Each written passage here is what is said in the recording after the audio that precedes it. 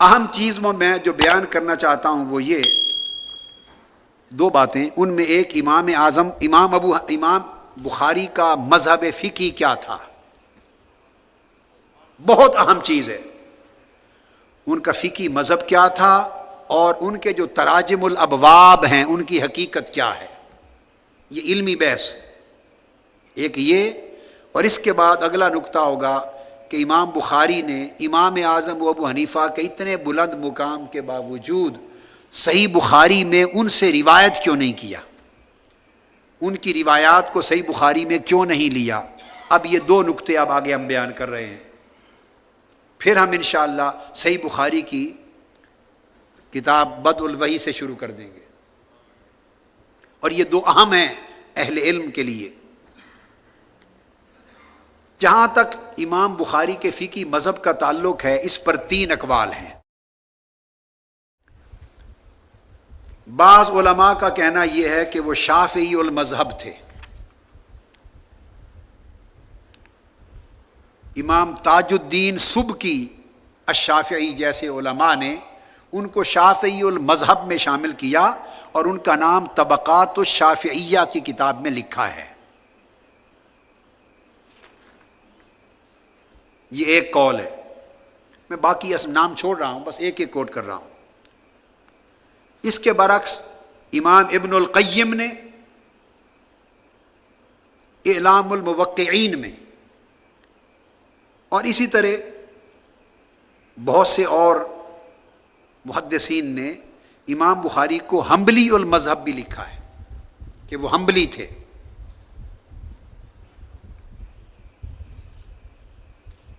دو باتیں آ گئیں۔ ایک تیسرا قول یہ ہے جس کو شیخ طاہر الجزائری نے اور امام ابن حجر المکی نے بھی اس کی طرف رجحان دیا ہے، اور کئی اور محدثین نے بھی رائے دی کہ وہ سمجھتے ہیں کہ وہ مجتہد مطلق تھے۔ ان کا خیال یہ ہے کہ وہ خود مجتہد تھے، یعنی مقلد شافعی یا مقلد حنبلی نہیں تھے، بلکہ خود مستقل مجتہد تھے، مستقل مجتہد تھے۔ یہ تیسرا قول ہے۔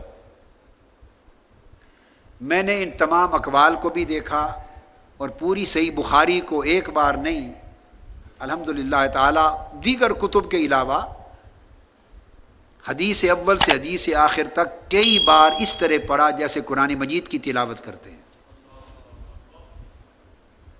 لفظاً لفظاً۔ پھر تراجم الابواب بھی دیکھے، شروع بھی دیکھی، ابحاث بھی دیکھی، اور سارا کچھ دیکھنے کے بعد میں اس نتیجے پر پہنچا ہوں کہ میری رائے جو میں دینا چاہتا ہوں، اور کئی اور علماء کی بھی یہ رائے ہوگی، وہ یہ کہ اگر تو وہ مجتہد مستقل تھے، خود کو مجتہد مستقل سمجھتے تھے، تو ان کے مذہب فقہی کو آگے مقلدین نہیں مل سکے، اس لیے ان کا مذہب رواج نہیں پا سکا، مقبول نہیں ہو سکا، اور جیسے حنفی، مالکی، شافعی اور حنبلی چار ہیں، تو وہ مذہب بخاری نہیں بن سکا فقہ میں۔ کچھ مذاہب تھے جیسے مذہب ظاہری ہے، تھوڑا عرصہ چلے، تھوڑا عرصہ امام داؤد ظاہری کے، مگر پھر وہ ترک ہو گیا، متروک ہو گئے، مگر ان کا مذہب چلا نہیں، اور اس کے اسباب تراجم الابواب جو ہیں، جس طریقے سے فقہ بخاری کے اندر درج ہے، اس سے اندازہ ہوتا ہے کہ وہ مذہب پورا بننے کے قابل نہ تھا۔ لہذا درست ہے کہ وہ امیر المومنین فی الحدیث ہی رہیں، بعض لوگ فقہ بھی ان سے لینا چاہتے ہیں، یہ ان کی غلطی ہے، علمی غلطی ہے۔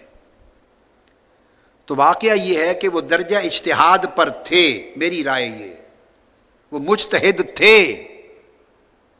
مستقل نہ ہوں، مجتہد غیر مستقل، مجتہد تھے، مگر رجحان ان کا زیادہ تر امام شافعی اور امام احمد بن حنبل کی طرف تھا، اور بہت سے مسائل میں نام لیے بغیر انہوں نے امام اعظم ابو حنیفہ کے مذہب کی بھی تائید کی ہے فقہی احکام میں۔ بخاری شریف میں کئی جگہ ملتی ہے کہ احکام شافعیہ سے اختلاف کیا ہے، نام نہیں لیتے، مذہب حنفی کی تائید کی ہے، اہل علم کو سمجھ آ جاتی ہے کہ یہاں وہ کس کی تائید کر رہے ہیں اور کس کی خلاف۔ تو وہ صاحب مذہب نہیں تھے الگ، ان کا رجحان شافعیت اور حنبلیت کی طرف تھا، اور صاحب اجتہاد تھے۔ اور تراجم الابواب، جب آپ صحیح بخاری کو دیکھیں اس میں دو چیزیں ملیں گی، ایک بخاری شریف جس میں احادیث ہیں یا آثار ہیں، اور ہر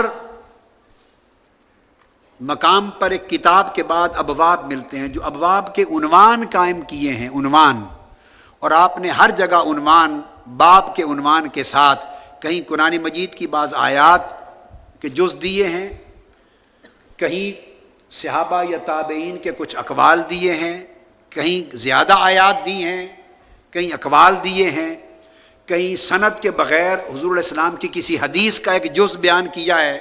یہ بیان کر کے چیپٹر کے عنوان کے بعد پھر آپ روایت کی طرف آتے ہیں۔ تو ترجمۃ الباب کہتے ہیں کہ ابواب میں احادیث لانے سے پہلے ترجمۃ الباب قائم کرتے ہیں، عنوان، اور اس عنوان کے ساتھ کچھ آیات، کچھ احادیث، کچھ آثار لاتے ہیں۔ وہ جو اوپر لاتے ہیں وہ ان کا فقہی مذہب ہوتا ہے، وہ امام بخاری کا فقہی نقطہ نظر ہوتا ہے۔ اب بڑی ایک لطیف اور دقیق وادی میں ہم جا رہے ہیں، سر سے پاؤں تک ہمتن گوش ہو کے آپ سمجھیں گے بات کو، اس سے اشکال دور ہوں گے۔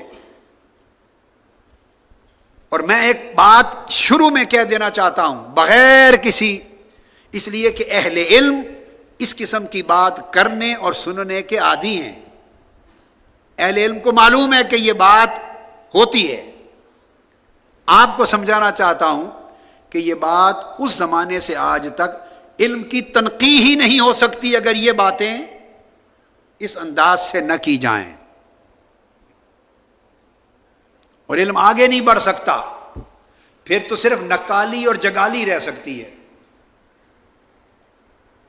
جو بات کہنا چاہتا ہوں وہ یاد رکھ لیں کہ ایک فرق ہے حدیث الباب میں، صحیح بخاری کے اندر حدیث الباب اور ترجمۃ الباب میں فرق ہے۔ جن لوگوں نے یہ فرق ملحوظ نہیں رکھا وہ ٹھوکر کھا گئے، انہیں مغالطہ لگا ہے، وہ بہک گئے۔ جنہوں نے حدیث الباب اور ترجمۃ الباب میں فرق نہیں رکھا۔ اب حدیث الباب کیا ہے؟ جب ایک چیپٹر بخاری شریف میں کوئی شروع ہوا تو اس کے اندر جو روایت ہوئی، جس کو کہتے ہیں روا فلان یا سمع عن فلان، سمع عن فلان، حدثنا اخبرنا انبانا عن فلان، پھر آگے حدیث بیان ہوتی ہے۔ تو وہ جو احادیث بیان ہوتی ہیں چیپٹر میں ان کو احادیث الباب کہتے ہیں، وہ حدیث الباب ہے۔ وہ حدیث آقا علیہ السلام کی حدیث ہے، یاد رکھ لیں۔ وہ حدیث کس کی ہے؟ وہ حدیث نبوی ہے۔ ترجمۃ الباب حدیث نبوی نہیں، وہ فقہ البخاری ہے۔ جو حدیث بیان ہوئی ہیں وہ اصح، صحت میں سب سے اونچے درجے کی ہیں، اور کل کتب حدیث میں باعتبار صحت سب سے اونچا رتبہ ان حدیث کا ہے جو امام بخاری نے لی، پھر امام مسلم نے لی۔ مگر آگے بتاؤں گا، میں ایک جملہ کہہ رہا ہوں، صحت حدیث میں رتبے کے اعتبار سے امام بخاری میں بیان ہونے والی احادیث نبوی کا رتبہ سب سے اونچا ہے۔ جب ہم یہ بات کہتے ہیں تو یہ ذہن نشین کر لیں، اس سے مراد متن حدیث نہیں ہوتا، اسناد حدیث ہوتا ہے۔ آقا علیہ السلام کی حدیث سے مراد اگر متن لیا جائے تو وہ تو کبھی بھی کمزور نہیں ہو سکتا۔ حدیث رسول کبھی کمزور نہ کمزور ہو سکتی ہے نہ ضعیف ہو سکتی ہے۔ متن حدیث رسول کا جب اسے حدیث رسول کہہ دیا تو وہ غلط ہو ہی نہیں سکتی۔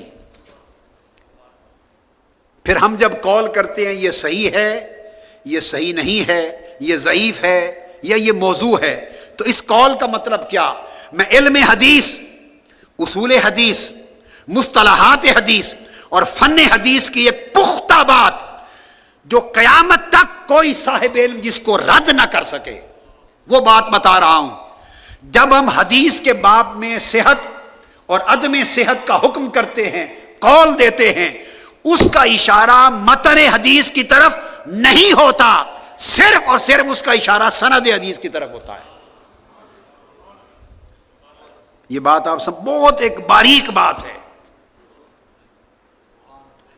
ہم جب کہتے ہیں یہ حدیث صحیح ہے تو اس کا مطلب ہے اس حدیث کی سند صحیح ہے، درجہ صحت پر ہے، جو صحت کی شرائط ہیں اس حدیث کی سند ان شرائط پہ پورا اترتی ہے۔ جب ہم کہتے ہیں یہ حدیث ضعیف ہے تو اس کا مطلب ہرگز یہ نہیں ہے کہ اس میں جو بیان ہوا ہے حدیث رسول یا فرمان رسول معاذ اللہ وہ ضعیف ہے۔ جو یہ سمجھے اس سے بڑا جاہل کوئی نہیں ہے، بلکہ وہ کافر ہو گیا جس نے فرمان رسول کو ضعیف کہہ دیا۔ جب ہم ضعیف کہتے ہیں تو جس طرح صحیح سے مراد اس کی سند کا صحیح ہونا ہے، اسی طرح ضعیف سے مراد متن حدیث نہیں، اس کی سند کا ضعیف ہونا ہے، اسناد کا ضعیف ہونا ہے، اس کے راویوں میں کسی کمزوری کی نشاندہی کی گئی ہے۔ لہذا صحت و ضعف، صحت اور عدم صحت، اس کا اشارہ متن حدیث کی طرف نہیں، اسناد حدیث کی طرف ہوتا ہے۔ یہ بات یاد رکھ لیں۔ اب اس بنیاد پہ ہم کہیں گے کہ امام بخاری نے جو بخاری شریف میں حدیث درج کی وہ صحت کے اعتبار سے، درجہ صحت کے اعتبار سے، یعنی اس کے جو اسناد ہیں، اسانید ہیں، وہ اتنے اونچے درجہ صحت کے ہیں کہ کوئی کتاب اس کا مقابلہ نہیں کرتی۔ یہ معنی ہے۔ جب یہ معنی آپ سمجھ گئے تو اس کے دو معنی اور بھی ہیں، وہ بھی ذہن میں جما لیں، عمر بھر یاد رہے آپ کو۔ وہ کیا ہیں؟ جیسے کہتے ہیں نا لا الہ الا اللہ، نفی بھی ہے اس بات بھی، یہ تو تھا اس بات، مقام صحیح بخاری کا اس بات تھا، مقام صحیح بخاری کا اس بات تھا کہ اس کے اسناد درجہ صحت میں سب سے اونچے ہیں، پھر مسلم کے ہیں۔ بعض محدثین نے صحیح مسلم کو بخاری سے بھی اونچا درجہ دیا، اس پر بحث ہوئی ہے، مگر حق یہ ہے کہ صحیح مسلم افضل ہے صحیح بخاری سے ترتیب احادیث کے اعتبار سے۔ نظم و ترتیب میں صحیح مسلم بخاری سے بدرجہ اعلیٰ ہے، نظم و ترتیب میں، سیکوینس میں، آرڈر میں۔ امام بخاری ایک حدیث کو اگر 20 جگہ لاتے ہیں تو متفرق ابواب میں لاتے ہیں، چونکہ وہ ہر جگہ احکام ثابت کرنا چاہتے ہیں۔ امام مسلم تمام طرق، تمام احادیث ایک جگہ یکجا ترتیب سے جمع کر دیتے ہیں۔ تو امام مسلم شریف جو ہے وہ سہل ہے اخذ کرنے کے لیے، اور نظم و ترتیب میں اعلیٰ ہے، اور بخاری اعلیٰ ہے درجہ صحت میں، درجہ صحت اسناد میں۔ جب یہ سمجھ گئے کہ یہ اس بات ہے درجہ صحت میں بخاری کا، تو دو چیزیں انتفاع کی بھی ہیں وہ بھی سن لیں۔ تو اس کا معنی یہ ہرگز نہیں ہے کہ جو کچھ بخاری میں نہیں وہ صحیح نہیں ہوگا۔ جو یہ سمجھتا ہے اس کا دماغ صحیح نہیں ہے۔ صحیح کی بات ہو رہی ہے نا، کہ صحیح بخاری کی حدیثیں صحت میں سب سے اونچی ہیں، اور جو یہ سمجھے کہ ہر بات کے لیے کہے مجھے بخاری میں دکھاؤ، اگر بخاری میں نہیں تو میں نہیں مانتا، جو بخاری میں نہیں وہ صحیح نہیں، جو یہ سمجھے اس کا دماغ صحیح نہیں ہے۔ یہ پکی پیڑھی بات 2 + 2 = 4 کی طرح ہے، اس کا انکار جاہل کر سکتا ہے، عالم نہیں کر سکتا۔ اگر کوئی کرے تو اس کے جاہل ہونے کے لیے اتنی بات ہی کافی ہے کہ اس کو پتہ ہی نہیں اصول حدیث کیا ہے۔ اور بدقسمتی یہ ہے کہ یہ دور ہی ایسا ہے کہ یہاں بحث کرتے ہیں بغیر علم کے، ساری بحث، تکرار، فتوے، تنقید، سارا کچھ بغیر علم کے، اسلحہ جہل، جہالت کے اسلحے کے ساتھ کرتے ہیں۔ لہذا یہ سمجھنا کہ اگر کوئی حدیث بخاری میں نہیں تو وہ صحیح نہیں ہے، یہ ساری بات ہی صحیح نہیں، غلط ہے۔